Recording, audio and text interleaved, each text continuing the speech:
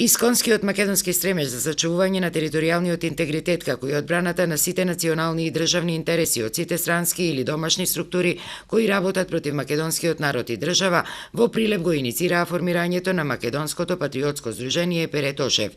Според иницијаторите, актуелниот политички моментум во државава ја созрел потребата од едно вакво непартиско здружување на поголема група прилепски родолјуби.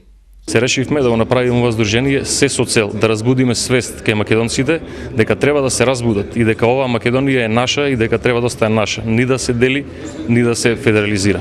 После формирањето на Велешкото патриотско здружение Антон Ќосето и на Битолското Тодор Александров, Прилепското Перетошев е трето во земјава, а на сите заедничка цел им е зголемување на бројот на ваквите здруженија, нивно меѓусебно вмрежување како и брзо свикување на првиот конгрес. Ќе направиме еден конгрес на македонски патриотски здруженија со 10 точки, да ги покажеме нашите црвени линии и да им покажеме на некои македонски политичари што сакаат да ја продаваат оваа држава дека нема да успеат. Кај постарите прилепски поборници за македонската кауза, формирањето на Перетошев најде на силно одобрување.